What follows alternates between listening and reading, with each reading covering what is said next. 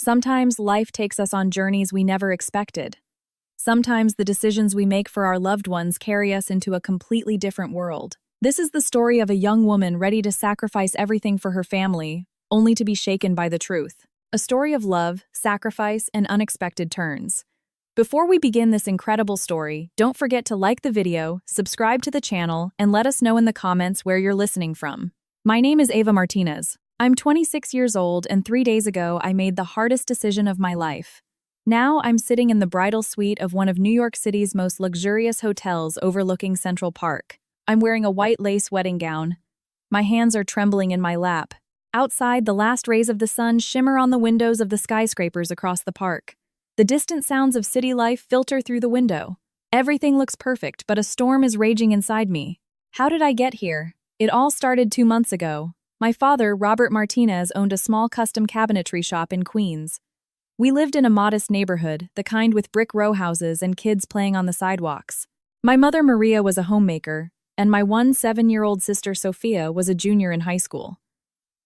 We were a happy family. We didn't have much money, but we had love. Everything changed that Tuesday when I came home from work. I was an accountant at a small firm in Midtown. My salary helped the family, but it was never quite enough. When I opened the door, I heard my mother crying. My heart pounded. I ran into the living room to find her collapsed on the sofa, her eyes swollen. My father sat at the dining table, his head in his hands. Sophia was in the corner looking at us with terrified eyes. My tongue felt thick, but I finally asked, "What happened? Is someone sick?" My father lifted his head. His eyes were vacant. He had a 3-day stubble, and his face was pale. "Ava, honey," he said, his voice trembling, "it's all over." My mother spoke through her sobs. "The shop, the debts, the loans? Your father co-signed for a friend. The man disappeared. Now all the debt is on us." My knees went weak. I sank into a chair. "How much?" I asked. My father avoided my gaze. $500,000. My world collapsed. $500,000.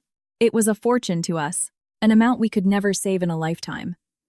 "They're going to foreclose on the house," my father continued. "They've already seized the shop. We have to be out in a month." Sophia started to cry. My mother got up and hugged her. I just sat there, frozen. My mind wasn't working. I couldn't sleep that night. I thought about my family. I remembered my father getting up at 5 a.m. every single day for years to go to his shop. I remembered every sacrifice my mother made for us, Sophia's bright future. Everything was slipping through our fingers. The next day at work, my boss, Miss Albright, called me into her office. She closed the door and sat across from me. "Ava, you seem upset. Is everything all right?" she asked. Miss Albright was a kind and understanding woman in her 50s. I trusted her. I told her the whole story. I didn't cry, but my voice was broken. She nodded as she listened. When I finished, she was silent for a long time. Then she took a deep breath. "Ava, I'm going to tell you something," she said. "It might sound crazy, but just listen." She told me about a man she knew through a mutual acquaintance. He's from an incredibly wealthy family, real estate developers. They have millions, but he has a problem. I waited, my heart racing. He's sick. Very sick. The doctors say he doesn't have much time left. Maybe a few months, maybe a year. His family wants to find him a wife. Someone to make sure he's comfortable that he isn't alone. My eyes widened. "A wife?" "A marriage," I said, stunned. "Yes.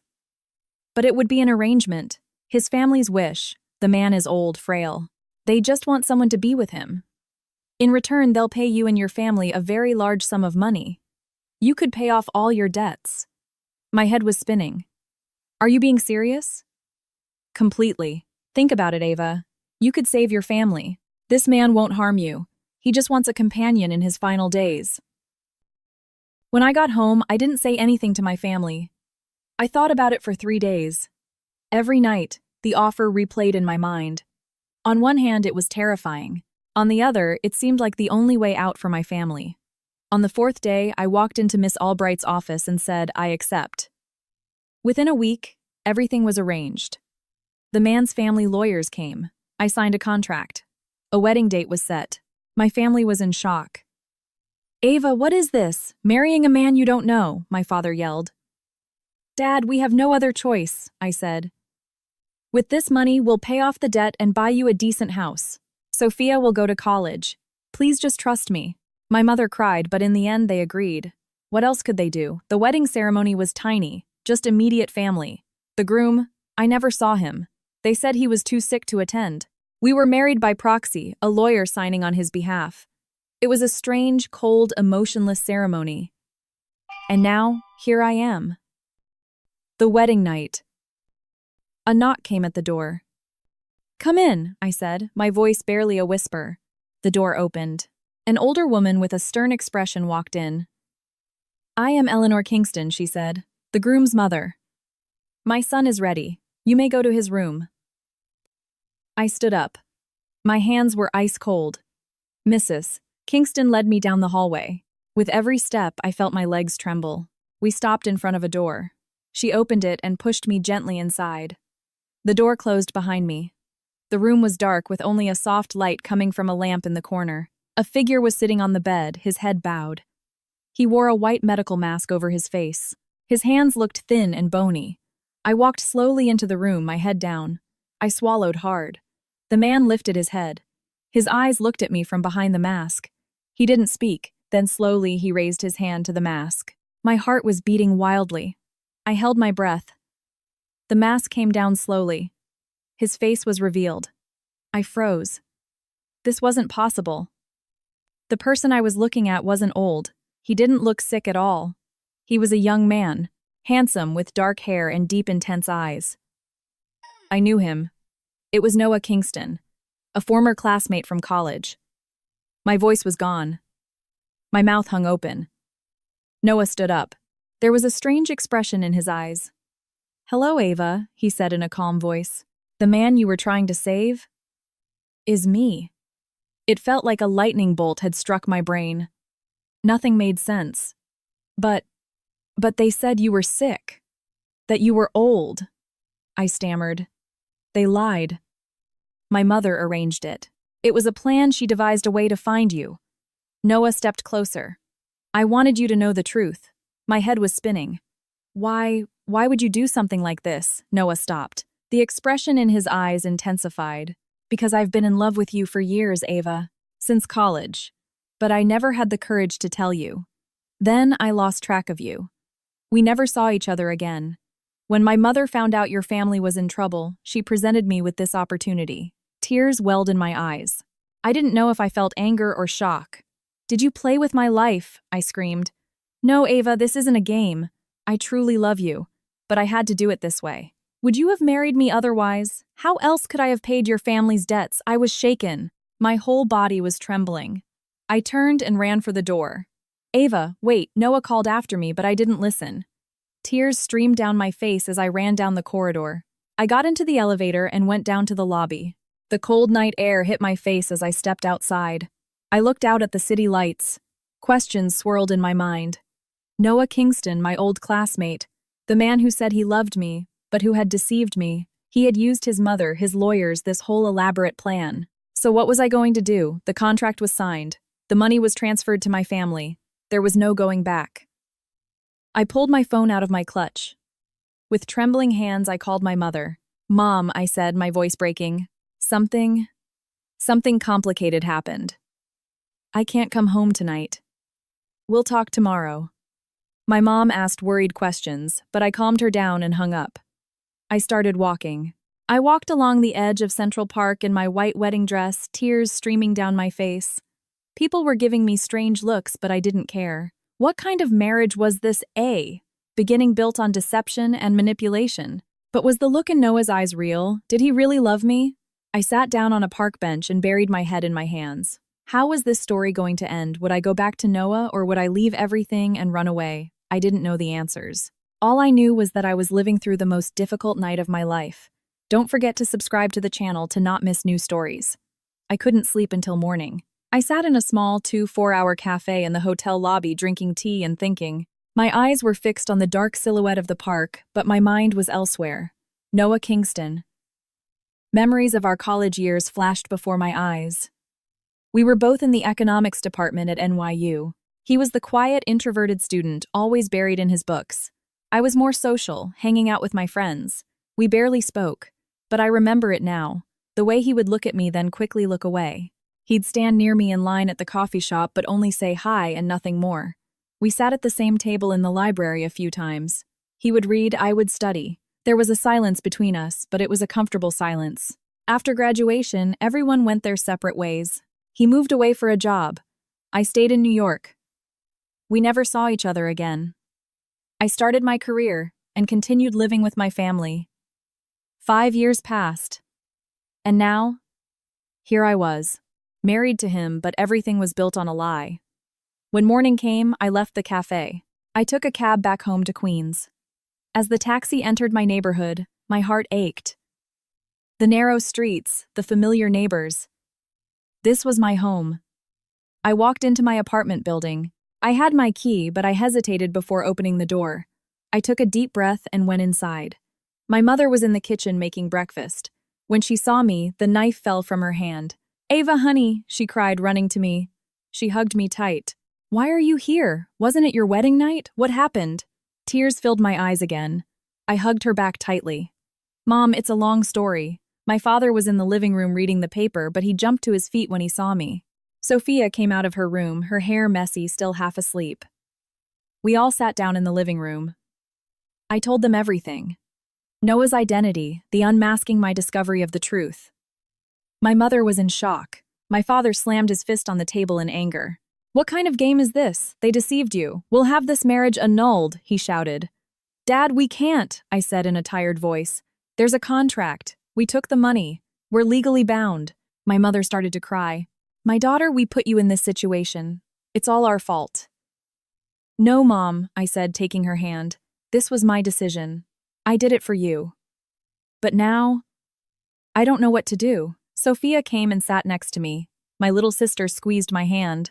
Ava, you're so strong. You'll do the right thing. But first, you need to rest. She was right. I was exhausted. I went to my room and lay down on my bed. My wedding dress was still on. I didn't even bother to take it off. I closed my eyes and fell into a deep sleep. I woke up in the afternoon to my phone ringing. I looked at the screen. It was Noah. At first I was going to ignore it, but then I changed my mind. Maybe we needed to talk. Hello, I said, my tone sharp. Ava, please listen to me, Noah said. His voice sounded tired and sad. I know you're angry. You have every right to be. But we need to talk face to face. Just for an hour. Then you can do whatever you want. I remained silent. A voice inside me was screaming no, but another voice was curious. Did he really love me, or was this just the whim of a rich man? Where will we meet? I asked. I'm sending you an address. A small, quiet cafe by the river in Dumbo. Can you be there in an hour? Okay, I said and hung up. I took a shower and put on some comfortable clothes. My mother asked anxiously, Where are you going, sweetie? I'm going to talk to Noah. I need to know the truth, I said. My father wanted to object, but my mother stopped him. Let her go, Robert. She's old enough to make her own decisions. I took the subway. The train rumbled slowly through the city. Questions were still swirling in my mind. What would Noah say? Why did he come up with this plan? Why was his mother involved? An hour later, I arrived at the cafe. It was a small, charming place right on the waterfront with a stunning view of the Manhattan Bridge. Noah was sitting at a corner table. He stood up when he saw me. Thank you for coming, he said. I sat down across from him without a word. The waiter came. I ordered an iced tea. Noah was drinking coffee. We looked at each other. There was genuine sadness in his eyes. But I was still angry. Explain, I said in a cold voice. Everything. From the beginning. Noah took a deep breath. He placed his hands on the table and began to speak. The first time I saw you at university, we were freshmen. It was orientation day. You were laughing with your friends. The sun was hitting your hair. In that moment, my heart just stopped. But I was a shy person. I never had the courage to approach you. I was silent, listening. For 4 years, I watched you from a distance. In every class, at every event, I tried to sit at the same table as you, but I could never bring myself to say anything. I couldn't do it at graduation either. Then everyone scattered. After graduation, I started working at my father's company. We're in real estate development. Years passed, but I couldn't forget you. I looked for you in every woman I met. I couldn't get serious with anyone. He looked me straight in the eyes. Last year, my mother started pressuring me to get married. You're 30, Noah. You need to find a wife, she kept saying. But I only wanted you. One day, a colleague in our accounting department mentioned that his wife knew an accountant with your name. I got curious, did some research. I found your office. I met Miss Albright. I told her my situation. I was astonished. So Miss Albright knew you?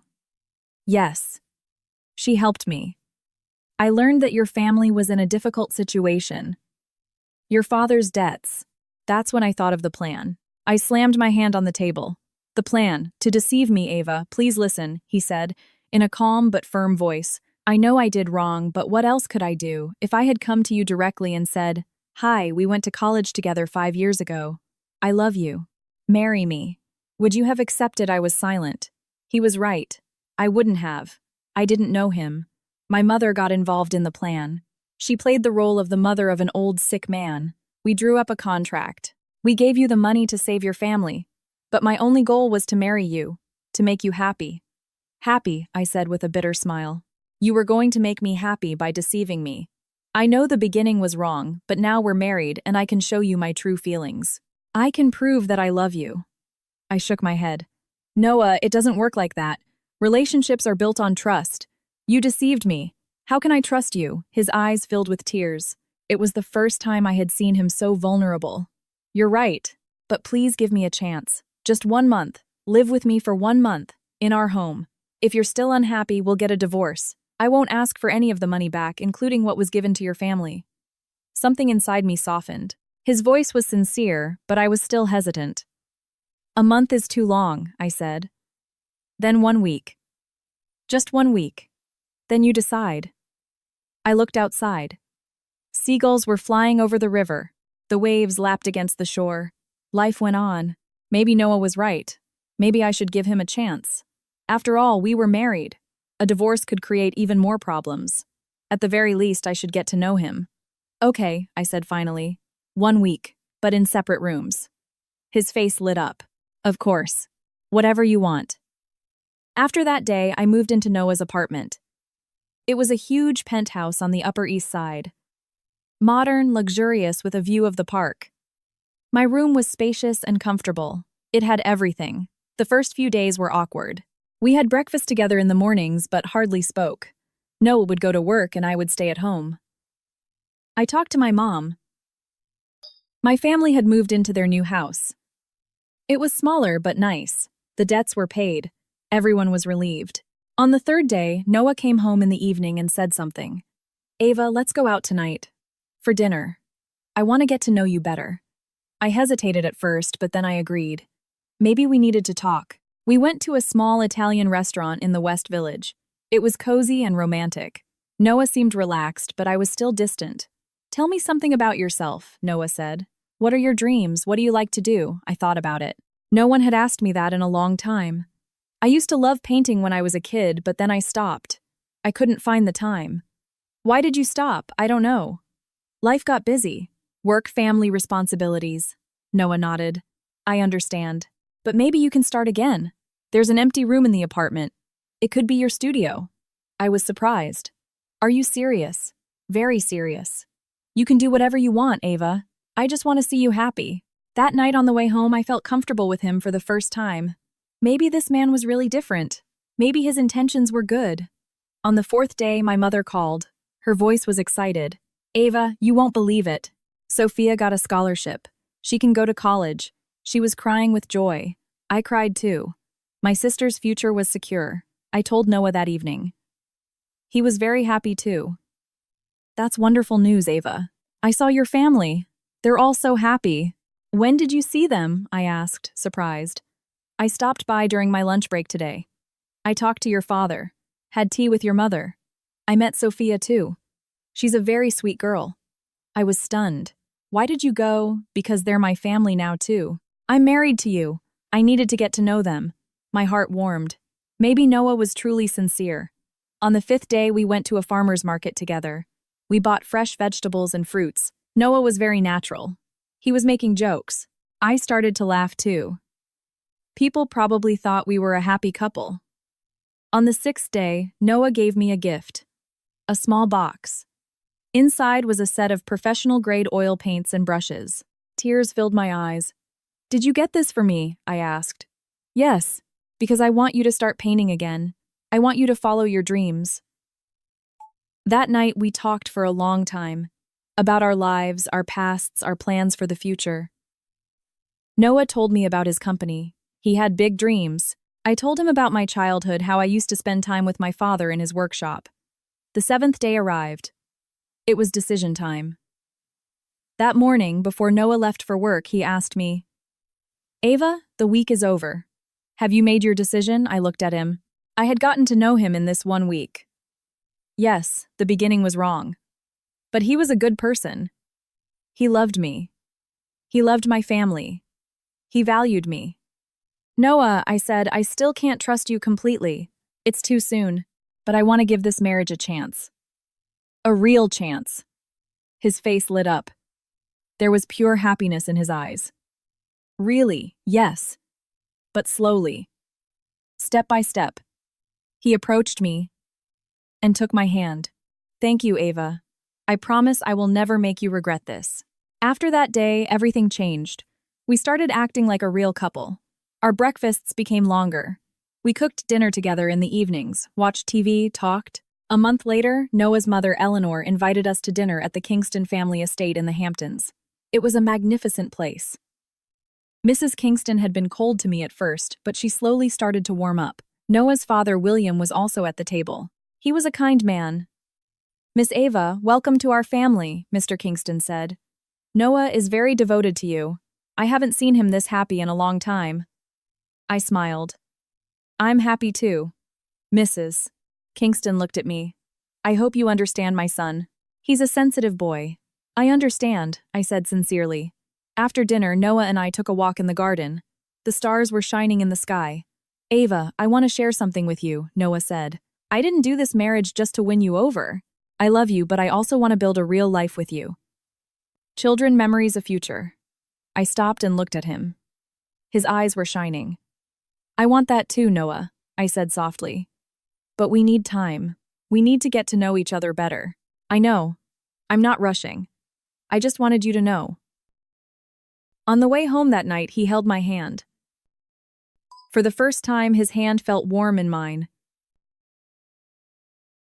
I felt a strange sense of peace inside me. Maybe this marriage had started wrong, but maybe it was heading in the right direction. 2 months passed. Our life returned to normal. I went back to work. Noah and I met every evening. We visited my family on weekends. Everything was good, but something was missing. I still couldn't trust him completely. There was still a small doubt inside me. One day, I saw Noah's phone on the table. A message notification popped up on the screen. I didn't recognize the name. I was curious, but I didn't open it. It wasn't right. But that night, as I lay in bed, I thought, what if Noah is still hiding something? What if this marriage is part of another plan? No. I stopped myself. I was being paranoid. Noah hadn't changed. He showed me his love every day. One morning at breakfast, Noah asked me, "Ava, will you go on vacation with me? A few days, just the two of us?" I smiled. "Where?" "The Hamptons. A small inn, by the sea. Romantic." I accepted. The vacation was wonderful. We swam, walked, and laughed together. At night, we watched the stars. I truly connected with Noah. I was starting to fall in love with him. On our last night, we sat on the beach. Noah took my hand. "Ava, these 3 months have been the best months of my life," he said. "Mine too," I said. "I love you. I really do." I looked at him. There was sincerity in his eyes. "I'm starting to love you too, Noah," I said quietly. He leaned in. Our lips met. It was our first kiss. Long, soft, and meaningful. That night, everything changed. We were no longer married just on paper. We were truly married. When we returned home, we had turned a new page. We no longer slept in separate rooms. We were sharing our lives, and the doubts inside me had vanished. Noah loved me. And I loved him. Yes, the beginning was difficult, but we had overcome it, and now our future was bright. Don't forget to subscribe to the channel to not miss new stories. 6 months had passed since our wedding. Our life had settled into a routine, but it was a beautiful one. Every morning I would have breakfast with Noah. He would go to work and I would turn to my own tasks. I had left Miss Albright's office and started working at a better company. With Noah's support, my self-confidence had grown. In the evenings, we would have dinner together, watch TV, or have long conversations. On weekends, we would visit my family and sometimes we would spend time with Noah's family. Eleanor, who was initially distant, had now accepted me. William had always been warm. That Saturday morning, I woke up as usual. Noah was sleeping beside me. I looked at his face. He looked calm, at peace. I smiled. Who would have thought that 6 months ago I didn't even know this man? I quietly got out of bed, went to the kitchen, and made coffee. I was looking out the window at the city. The sun was just rising, casting a golden hue over the skyline. Life was beautiful. Noah came into the kitchen, his hair messy, his eyes sleepy. He wrapped his arms around me from behind. "Good morning, beautiful," he whispered in my ear. "Good morning," I said, smiling. "Want some coffee? Who needs coffee when I have you?" he said playfully. I laughed. "You're very romantic today." "I try to be romantic every day," he said, and kissed my forehead. We prepared breakfast together. Bacon, pancakes, toast, hash browns, a classic American breakfast. We sat at the table. "Ava, I want to tell you something today," Noah said in a serious tone. My heart started to beat faster. When he was serious, it was usually about important matters. "Tell me," I said. "My father is thinking of retiring from the company. He wants to make me CEO." My eyes widened. "That's wonderful news. Congratulations, thank you. But it's a huge responsibility. I'll have to work a lot more. I might have less time to spend with you." I took his hand. "Noah, this is your career. I support you. We'll manage it together." He relaxed. "I knew you'd be understanding. I love you. I love you too." That afternoon, my mother called. Her voice was worried. "Ava, can you come over right away? There's a problem with your father." I panicked. "What happened? Is he sick?" "No, he's not sick, but we need to talk. Please come." I immediately went to their house. My mother opened the door. Her eyes were red. She had been crying. "Mom, what happened?" I asked as I walked in. We went to the living room. My father was slumped on the couch, his head bowed. Sophia was standing in the corner looking sad. "Dad," I said, approaching him. "What's wrong?" My father lifted his head. He looked like he had aged years.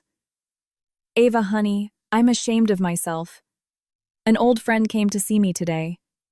He brought a new business proposal. He wants me to be his partner." I swallowed. "And I'm thinking of accepting, but your mother is against it."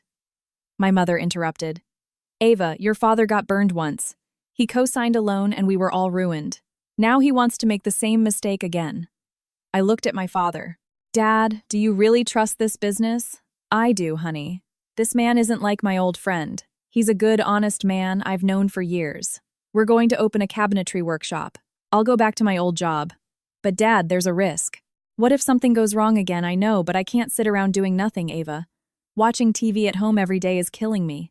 I want to work. I want to create." My mother was crying. "Robert, please listen to me.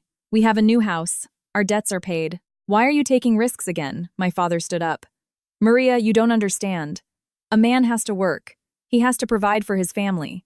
I don't want to live on Noah's money." I was surprised. "Dad, that money is yours. It's the money I earned." "No, Ava. You married that man because we were in debt. You sold yourself for us." This is eating away at my conscience. Tears filled my eyes. "Dad, I love Noah. Yes, it was an arranged marriage at first, but I'm happy now." "I know, sweetie, but I still feel guilty. If I do this job, I'll be living on my own money. My self-respect will come back." My mother was sobbing. Sophia went to her and hugged her. I took a deep breath. "Dad, if you really want this, I support you. But I have a condition." He looked at me. "What is it? I'll talk to Noah. He'll act as a consultant for you on this business. He'll have the contracts reviewed.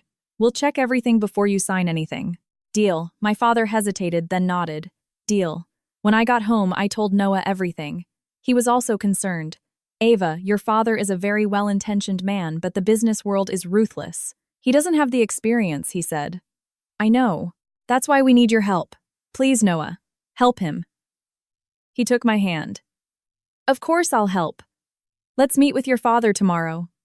Let's get to know his friend. Let's review the contracts. The next day, Noah, my father, and I met at a cafe. My father's friend, Mr. Jensen, also came. He was a middle-aged, polite-looking man. Noah asked professional questions inquiring about the business plan, the budget, the market.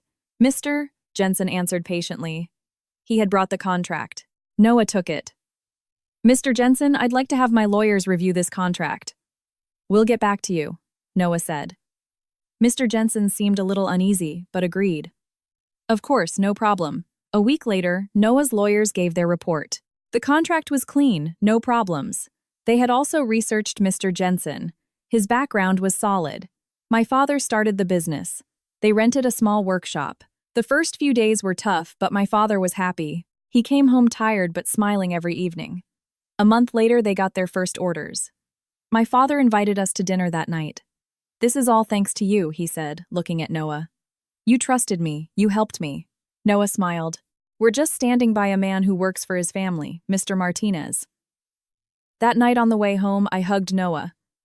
You're a wonderful man. I see how you treat my family. They're my family too, Ava, he said softly. 2 more months passed. Everything was going well. My job was good. The news of Noah's promotion had come. My father was successful in his own business. Sophia was doing well in college. But then something happened. That Tuesday, when I came home from work, Noah was sitting in the living room. His face was tense. His hands were trembling.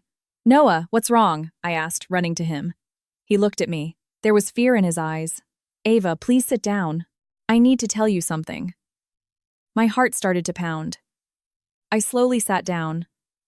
Tell me, I said. There was a meeting at the company today. My father announced his retirement. He made me CEO, but there's a problem. What problem? The company's financial situation is worse than we expected. My father hid it from me. We have massive debts. We could go bankrupt in a few months. I froze. What? One of our partners defrauded us. He took millions of dollars. My father has started legal proceedings, but the money might not come back. Tears filled my eyes. Noah, this is terrible. What are you going to do? I don't know. I've talked to the lawyers. The lawsuit will take a long time. We have to keep the company afloat until then, but we have a cash flow problem. I stood up and hugged Noah. We'll get through this together. I'm with you. We didn't sleep at all that night. Noah was doing calculations, making plans. I was by his side, supporting him. The next day, Noah went to work early. I stayed at home, but I couldn't relax. In the afternoon, Eleanor called. Ava, can you come to the estate? We need to talk, she said in a cold voice. I went. Eleanor was waiting in the living room. She had a stern expression on her face. Sit, she said. I sat. My heart was pounding. Ava, I know what you're looking for in this marriage, she said directly. I was surprised. What do you mean, money? You married Noah for money, for your family's debts. Now our company is in trouble, and I'm afraid you'll demand even more money from us. I stood up in anger. Mrs. Kingston, that's so unfair. I love Noah. It's not for the money. Really? Then tell me this. If Noah loses all his money, will you still be by his side? I looked her straight in the eye. Yes, I will be by his side under any circumstances because I love him. Eleanor turned her face away. We'll see. Hard times show a person's true colors. As I left their house, my heart was burning. Eleanor still didn't trust me. She still thought I was a gold digger. That evening, when Noah came home, he was exhausted. His face was pale. There were dark circles under his eyes. Noah, please take care of yourself, I said worriedly. I can't, Ava. The company is going under. We have hundreds of employees. I'm thinking about their families. You'll find a solution, I said hopefully. But he shook his head. I don't know. Maybe we will, maybe we won't. After that night, everything changed. Noah was leaving very early every day and coming back very late. He even worked on weekends. We couldn't spend time together anymore. A month passed. The situation got even worse. Noah had lost 20 pounds. The sparkle in his eyes was gone. He didn't smile like he used to. One night he came home very late. He had a bottle of whiskey in his hand. Ava, will you have a drink with me? He asked in a tired voice. Noah, you don't drink, I said, surprised. I'll drink today, he said, and poured a glass. I sat next to him. What happened? He downed the whiskey in one gulp. The lawyers called. We lost the case. That fraudster has fled the country. We're not getting our money back. Tears filled my eyes. Noah, it's all over. Ava, the company is going bankrupt. My father's life's work, the company my grandfather founded, it's all gone. I took his hand. No, it's not over. You'll make a new start. He looked at me with a bitter smile. How? We have debts. We might have to sell our home, everything. It doesn't matter. What matters is that we're together. Tears started to stream down his face. It was the first time I had seen him cry. He hugged me. He sobbed uncontrollably. I'm afraid of losing you, Ava. Maybe my mother was right. Maybe you'll leave me too. I took his face in my hands. Noah, look at me. I will never leave you. Rich or poor, I'm with you in every state. Because I love you. Really, he whispered. Really. I kissed him. A long, deep kiss. We held each other tight that night. We didn't care if the world was falling apart. The next day, I made a decision. After Noah went to work, I looked at my own savings. I had been saving my salary for the past 6 months. It wasn't much, but it was something. Then I called my father. Dad, we need to talk. I went to his workshop. My father greeted me with surprise. Ava, what's wrong? I told him everything. Noah's situation, the company's crisis, Eleanor's words. My father's face flushed with anger as he listened. How dare that woman say that to you? You're my daughter. Dad, what's important now is to help Noah. How's your business going? He thought for a moment. It's going well. We made our first profit. It's not much, but it's there. Dad, can we lend Noah some money? He needs to buy some time. My father smiled. Honey, that man gave us everything. Now it's our turn. Of course we will, I cried. I hugged my father. Thank you, Dad. That evening I told Noah when he came home. He objected at first. Ava, I can't take your father's money. He's working hard for it. Noah, he's your father-in-law. He's family. And this is a loan. You'll pay it back. He finally agreed. My father's money was a small amount, but it was still something. Then I gave him my own savings as well. Noah's eyes filled with tears. Ava, were you saving this for me? No, I was saving it for us. And now we're using it for us. That night, Noah hugged me and said, You are a true wife. 2 weeks later, a miracle happened. Noah's father, William, found a solution. He found cash by selling some of the company's assets. They found a new partner who made an investment. The company was saved from bankruptcy. It wasn't as big as before, but it was standing. The employees didn't lose their jobs. The day Noah came home, he was so happy. He hugged me and lifted me into the air. Ava, we did it. The company is saved. I was overjoyed. I cried, I laughed, all at once. That night, Eleanor called. Her voice was different, softer. Ava, can you come over tomorrow? I want to talk to you. The next day I went. Eleanor greeted me warmly. Please sit, she said politely. We sat. She looked at me. There was regret in her eyes. Ava, I came to apologize to you, she said softly. I was surprised. Apologize, yes. I was unfair to you. I thought you were a gold digger, but I was wrong. You truly love Noah. I do, I said sincerely. Noah told me that you gave him all your savings, and that your father helped too. Someone who marries for money wouldn't do that. Tears filled my eyes. Mrs. Kingston, I love Noah very much. I would do anything for him. Eleanor stood up, approached me, and took my hand. I accept you as my true daughter-in-law, Ava. Welcome to my family, I cried. I hugged her. I was finally accepted. When I got home, Noah was waiting. He was smiling. You talked to my mother, didn't you? He asked. Yes. She accepts me now. I knew it. You win everyone over, Ava. Because you're amazing. That night we sat on our balcony looking at the city lights. Ava, every day I spend with you is a gift, Noah said. It's the same for me, I said, resting my head on his shoulder. We had left the tough days behind. We had overcome everything together, and now we were truly a family. But life was preparing another surprise for us. We just didn't know it yet. 9 months had passed since our wedding. Autumn had arrived in New York. The leaves were turning yellow, and the air was starting to cool. Noah and I were now like a real couple. We would wake up together in the mornings, make plans over breakfast, and return home tired but happy in the evenings. The company crisis was behind us. Noah and William had put the business back on track with new strategies. We were a smaller but more solid company now. Noah was getting back to his old self day by day. The sparkle had returned to his eyes. That Saturday morning, we woke up late as usual. I loved our weekend routine. Noah and I prepared breakfast together, then sat on the balcony. The sun was on our faces, a light breeze coming from the river. "Ava, I have a surprise for you today," Noah said with a mysterious smile. "What surprise?" I asked curiously. "You'll find out this afternoon. But for now, get ready. We're going somewhere." An hour later, we were on the road. Noah wouldn't tell me where we were going. After half an hour, we entered a neighborhood in Brooklyn Heights. We passed between old brownstones, then turned down a narrow street and stopped in front of a building. It was a nostalgic 3-story building with a garden and a large maple tree in front. "Where are we?" I asked. Noah smiled. "Our new home." My eyes widened. "What?" "Yes, I bought this house. We're going to renovate it. We'll design it to our own taste." The apartment on the Upper East Side was a rental. "This will be ours." My jaw dropped.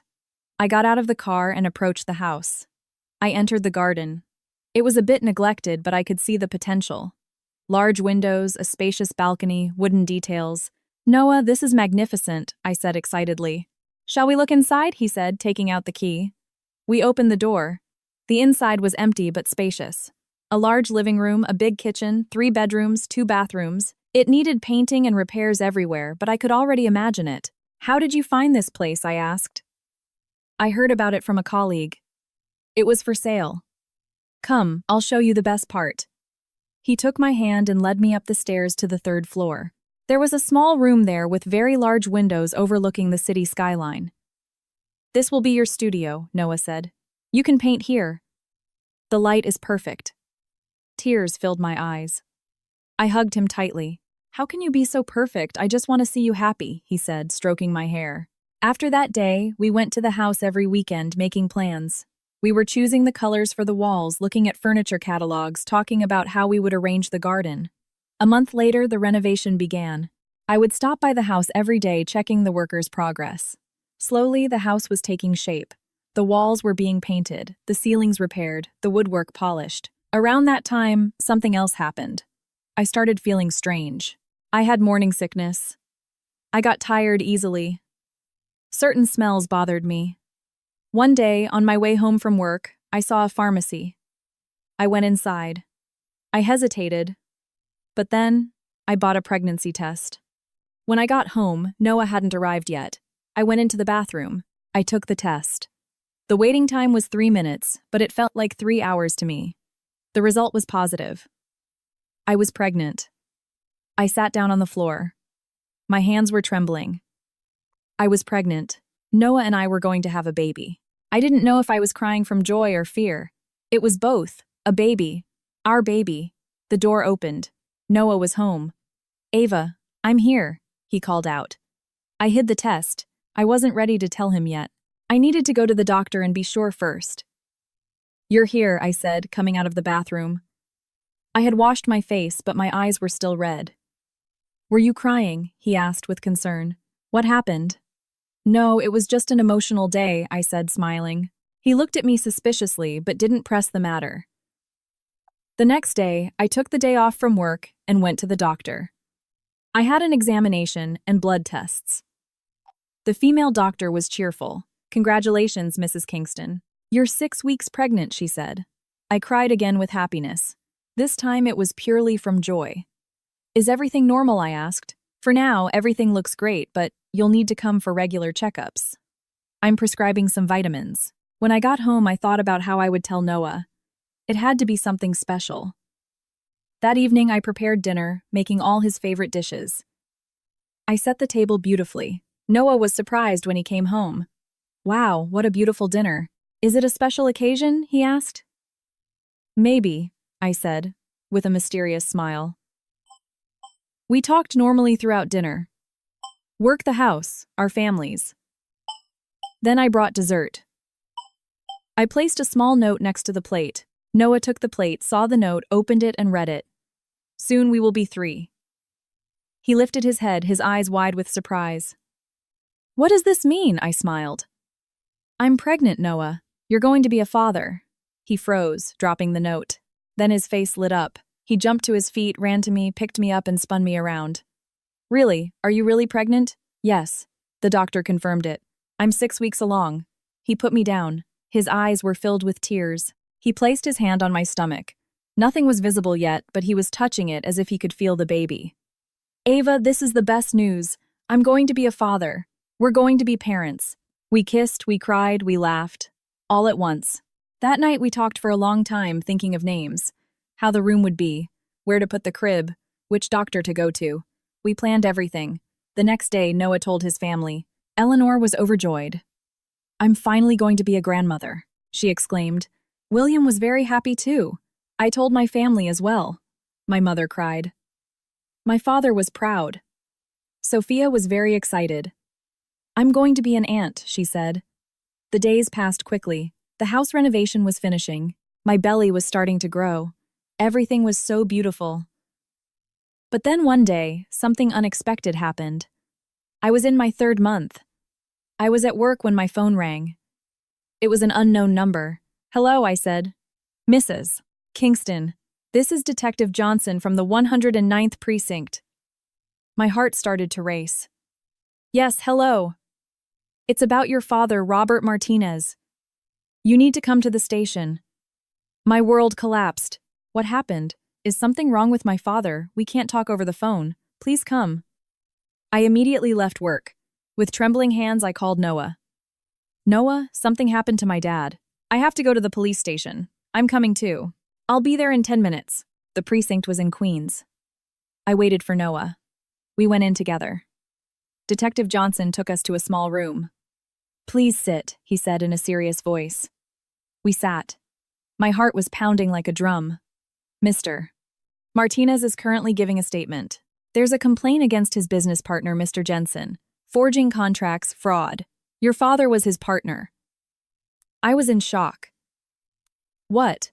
But my father wouldn't do something like that. We know. The investigation is ongoing. But we're holding your father for now. He needs to give a statement for a few more hours. Noah intervened. Detective, can we call a lawyer? Of course, that's your right. Noah immediately called one of the company's lawyers. He arrived within half an hour. We sat in the waiting room.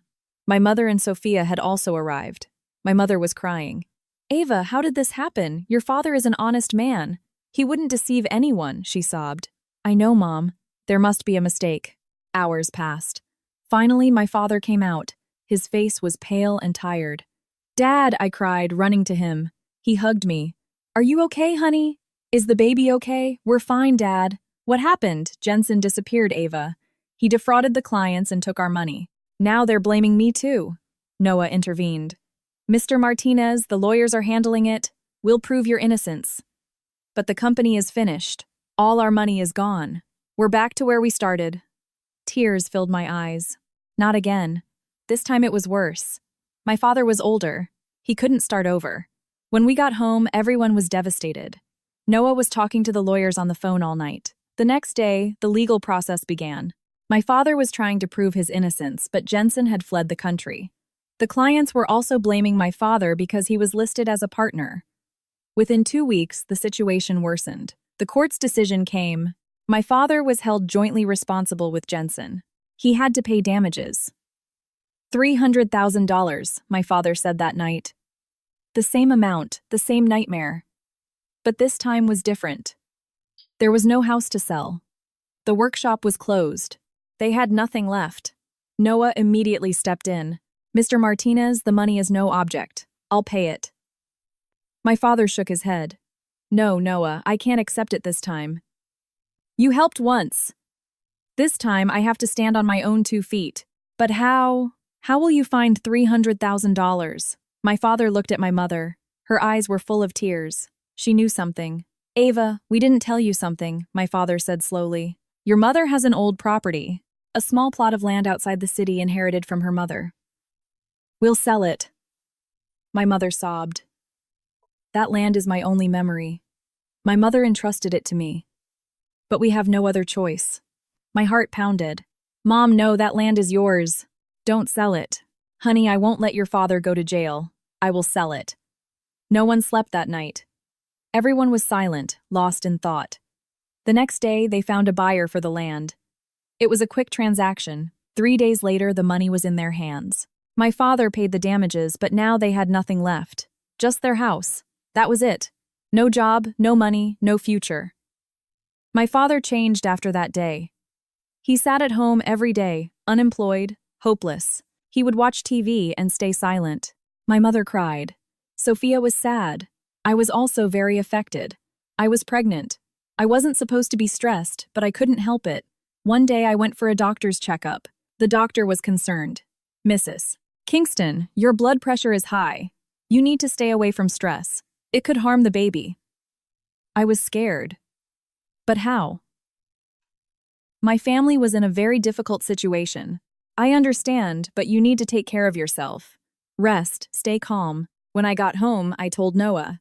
He was also very worried. Ava, the doctor is right. You and the baby are the priority. Stop thinking about your family. I can't, Noah. They're my family. Don't you see, my father is devastated. He's fading away a little more each day. Noah took a deep breath, then took my hand. Okay, I'll find a solution. But you just rest, okay? I nodded. The next day, Noah spoke to my father. He offered him a job at his company, a managerial position in the logistics department. My father objected at first. Noah, I can't work at your company. I don't want to be seen as just the son-in-law. Mr. Martinez, you're an experienced man.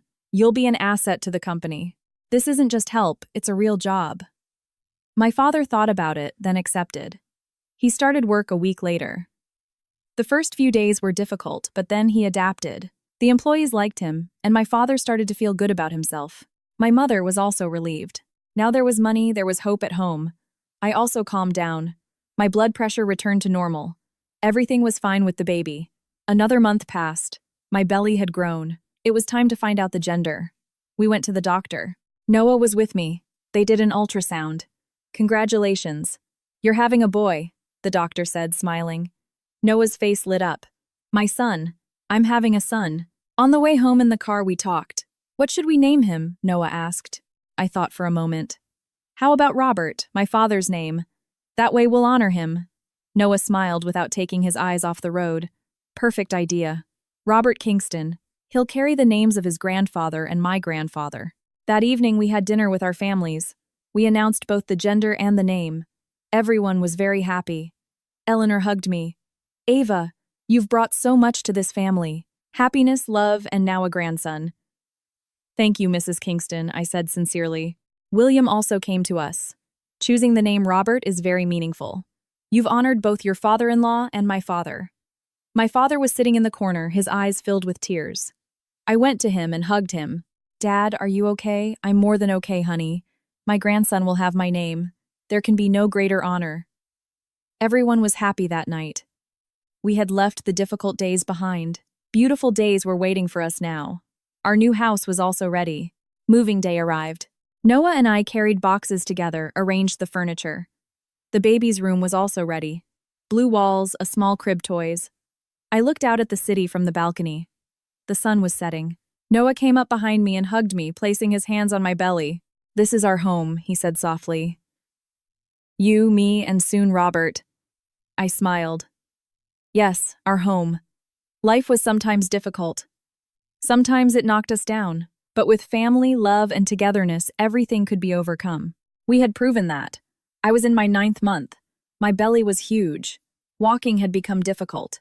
Noah was helping me every day, trying to meet my every need. He would tie my shoes in the mornings and massage my feet in the evenings. We had built a life in our new home. Every room belonged to us. Every corner was filling up with memories. We often sat under the maple tree in the garden. Noah would put his hand on my belly and feel the baby kick. This kid is going to be a soccer player, he'd say with a smile.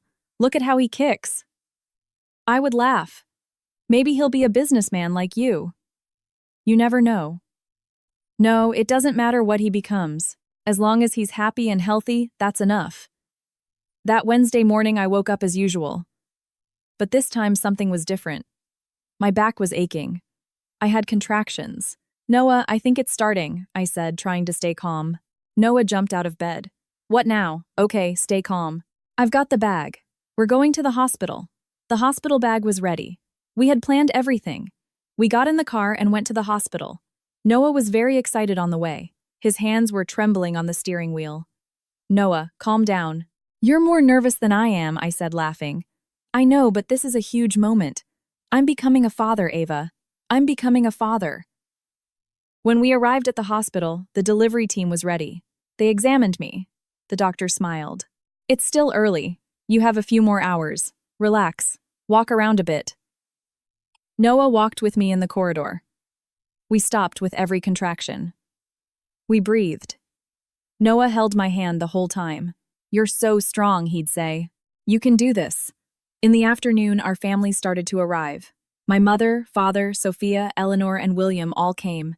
Everyone was waiting in the waiting room. In the evening, the pains intensified. The doctor took me to the delivery room. Noah was by my side, holding my hand tightly. We're starting, Mrs. Kingston. Are you ready? The doctor asked. I'm ready, I said in a determined voice. The delivery took 2 hours. It was very difficult, very painful, but Noah was with me. He was constantly talking. You can do it, my love. A little more. Almost there. We're going to see our baby. Finally, I heard a cry. The baby's first cry. The most beautiful sound. You have a son, the doctor exclaimed. Tears started to stream down my face. Noah was crying too. The nurse cleaned the baby and then gave him to me. A tiny being was in my arms. His eyes were closed, his face was red, but he was the most beautiful baby. Hello, Robert, I whispered. I'm your mother. Noah kissed my forehead. You're an amazing woman, Ava. Thank you for giving me this gift. I gave the baby to Noah. He took him in his arms and looked at him. Tears were streaming down his face. My son, he said, his voice trembling. My son. They took us to a room. Our families came in. Everyone wanted to see the baby. My mother was crying. My father was proud. When Eleanor held her grandson in her arms, her face lit up. He's beautiful. He looks just like Noah, she said. Sophia came to me. Ava, I'm an aunt. I'm so happy. We stayed in the hospital that night. Noah lay on the armchair but didn't sleep at all. He was constantly watching the baby, waiting by the bassinet. Noah, get some sleep, I said. I can't take my eyes off him. He's so small, so defenseless. I smiled. You're feeling the responsibility of being a father. Yes, and I'm scared. What if I'm not a good father? What if I disappoint him? Noah, look at me, I said seriously. You're going to be a wonderful father because you have a loving heart. That's enough. He relaxed, came over and lay next to me. We looked at the baby together. He was sleeping. His little chest was rising and falling. 3 days later, we were discharged and went home. We settled into the baby's room. The first few days were very difficult. Robert would wake up every 2 hours and cry. I would breastfeed him, and Noah would change his diapers.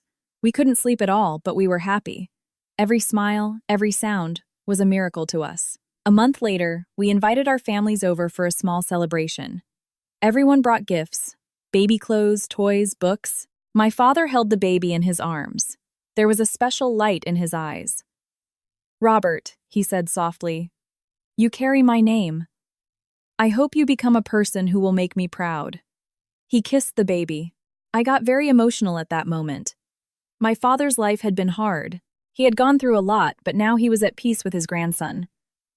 The days turned into weeks, and the weeks into months. Robert was growing. We saw his first smile. We were so happy when he made his first sound. Every moment was special. Noah was a perfect father. He would rush to the baby as soon as he got home from work and spend time with him. When Robert woke up at night, he would soothe him while I slept. He never complained. One day, Noah spoke to me. He was serious. Ava, I want to share something with you. Tell me, I said curiously. My father is planning to fully retire. He's leaving the company to me, but I've been thinking about something. What is it I want to make your father a partner? I want to give Mr. Martinez a 20% stake in the company. I was surprised. Noah, that's a huge decision. Are you sure? I'm very sure. He's a good man. He works hard. He adds value to the company, and as family, he deserves it. Tears filled my eyes. You're incredible, Noah. My father will be so happy. The next day, Noah spoke to my father. My father couldn't believe it at first. Noah, this is too much. I don't deserve this, he said in astonishment. Mr. Martinez, you deserve everything. Please accept. This is a reward for your hard work. my father cried. He hugged Noah. You're like a son to me. After that day, my father became a partner in the company. He was no longer just an employee, but a decision maker. His self-confidence soared, and his happiness overflowed. My mother was also very happy. Everything got better thanks to Noah, she said. He's our family's guardian angel. Months passed. Robert turned 1. He took his first steps. We all cried when he walked towards Noah's arms. Dada, he said. His first word was Dada. Noah picked him up and lifted him into the air. Yes, son. I'm your Dada and I love you very, very much. That night, Noah spoke to me. Ava, this 1 year has been incredible. You, Robert, our family. I couldn't ask for more. Me neither, Noah. But you know this is just the beginning. We'll have many more beautiful moments. Noah smiled. Do you think it's too early to think about a second child? I laughed. Maybe a little early. But in the future, why not? We kissed. Life was truly beautiful. But one day, an unexpected visitor arrived. The doorbell rang. When I opened it, there was an older man I didn't know, but his face looked familiar. Mrs. Kingston, he asked. Yes, that's me. Who are you? I'm Arthur Kingston, Noah's uncle. Can we talk? I invited him in. We went to the living room. Noah hadn't come home from work yet. Why have you come? I asked uneasily. I need to talk to my nephew, but I wanted to talk to you first. With me. Why? Mr. Kingston took a deep breath. Mrs. Kingston, you know how Noah married you, don't you? My heart started to race. Yes, I know. A plan was made. But we're happy now. I'm glad to hear that. But I need to tell you something. That plan was actually my idea. I froze. What? Yes. I suggested to Noah that he marry you because I've admired you for years. I didn't understand. You admired me. Where do you know me from? You came to a conference when you were in college. The economics department's pre-graduation presentation. I was one of the speakers. I watched your presentation. You were a very smart, very talented young woman. I tried to remember. Yes, there had been such a conference, but I didn't remember much. Then Noah told me about you. He said he loved you. So I decided to help him. I researched your family's situation. I set up the plan. My head was spinning. So it was all your idea, yes. But Noah's intentions were real. He really loved you. I just showed him the way. The door opened. Noah came in. He stopped when he saw me with Mr. Kingston. Uncle, he said in surprise. What are you doing here? Mr. Kingston stood up. Nephew, I came to talk to you. I've told Mrs. Kingston the truth. Noah looked at me. There was concern on his face. Ava. I stood up. Noah, I know. Your uncle told me everything. Noah turned to Mr. Kingston, his voice harsh. Why did you do this? What's the point of digging up the past? Because I came here for another reason today. My company went bankrupt. I need help. Noah's tone hardened. Are you asking for money? No. Just a job. I want to work at your company. I have experience. I can contribute. Noah shook his head. No. You interfered in my life. You used Ava's life. And now you're asking for help. Mr. Kingston bowed his head. You're right. But I have no other choice. I intervened. Noah, maybe we should listen. Noah looked at me. Ava, this man was the architect of the plan. I know, but maybe we should give him a chance too. Everyone gave us a chance.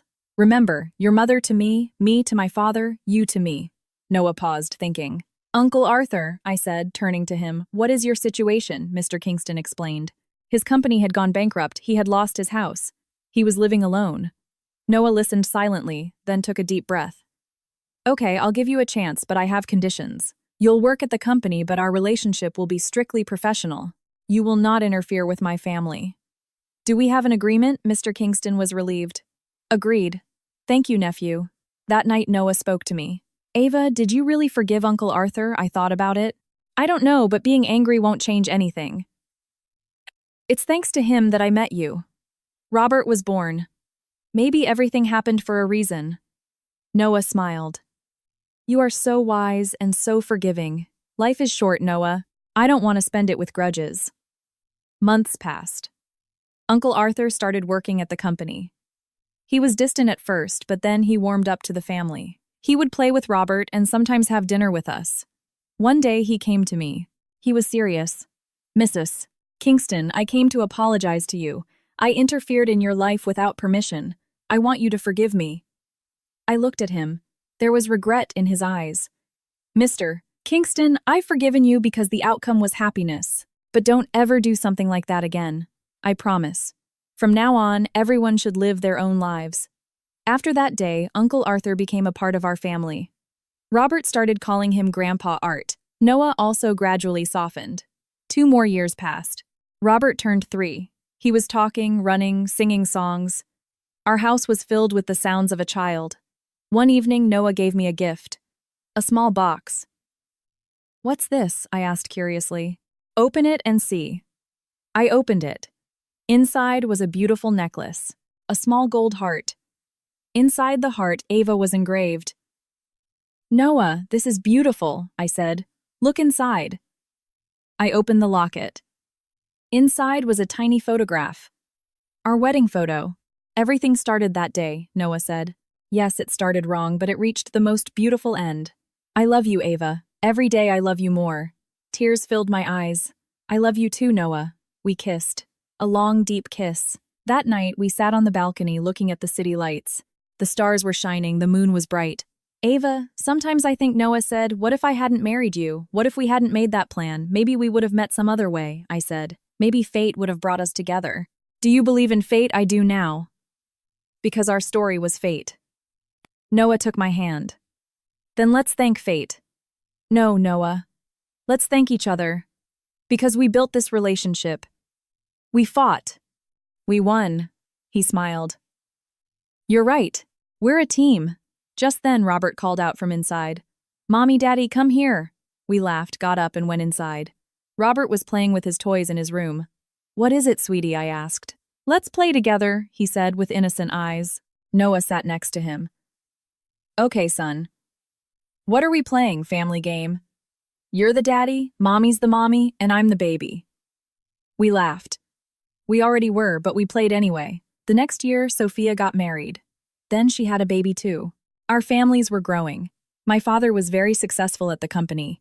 He was now a respected businessman. My mother was happy. Uncle Arthur had also put his life in order. Robert turned 4 and started preschool. He was very excited on his first day. "Mommy, I'm going to make friends at school," he said. "Yes, sweetie, you'll make lots of friends." Noah and I took him to school. We said goodbye at the door. Robert didn't cry. He was brave. "See you later, Mommy, Daddy," he said, waving. On the way back to the car, we were both crying. "He's growing up," Noah said. "He's growing up so fast." "I know, but he's growing up well. He's a good boy. Strong, smart, and loving, like you." I smiled. "And brave, honest, and kind-hearted, like you." We returned to a quiet house. Robert was gone. "So what do we do now?" Noah asked. "Maybe it's time to think about a second child," I said, smiling. Noah's face lit up. "Really, really." We hugged and kissed. Life went on. 6 months later, I was pregnant again. This time it was easier. We had experience. 8 months later, a baby girl was born. We named her Maria after my mother. Robert was a big brother now. He loved his sister very much, constantly sitting by her side. "My sister," he'd say with pride. Noah and I were now parents of 2. Life got even busier, but also more beautiful. Years passed. The children grew up. We grew older, but our love never faded. One day, sitting at home, Noah said to me, "Ava, if we were to start over, would you do everything the same way?" I thought. All the memories flashed before my eyes. The first meeting, the wedding night, the fights, the reconciliations, the births, the joys, the sorrows. "Yes," I said with determination. "I would do everything the same. Because it brought us here." Noah smiled. "Me too." We hugged with our old arms but young hearts. Life wasn't perfect. It never was. But it was ours, and that was enough. We looked out at the city from the balcony. The sun was setting. The same view, but we were different now. Wiser, more experienced, more full of love. "Ava, you know what the best thing is?" Noah asked. "What? Growing old with you. Waking up with you every day. Going to sleep with you every night." I rested my head on his shoulder. "I feel the same way." Robert and Maria, now young adults, but always our children, walked in. "Mom, Dad, dinner's ready," Maria said. "We're coming, sweetie," I said. We sat at the table. 4 people, 1 family. We talked, laughed, argued, remembered old times. This was our life. Ordinary but special, difficult but beautiful, flawed but meaningful. And I was so happy. That night, as we lay in bed, Noah took my hand. "Good night, my love," he said. "Good night, Noah," I replied. I closed my eyes. Tomorrow would be a new day. New challenges, new joys. But I was with Noah, and that changed everything. Life sometimes takes us down unexpected paths. Sometimes our plans don't work out. Sometimes everything goes wrong. But if there is love, if there is family, if there is togetherness, everything will be all right. We lived it. We knew it. And we were together forever.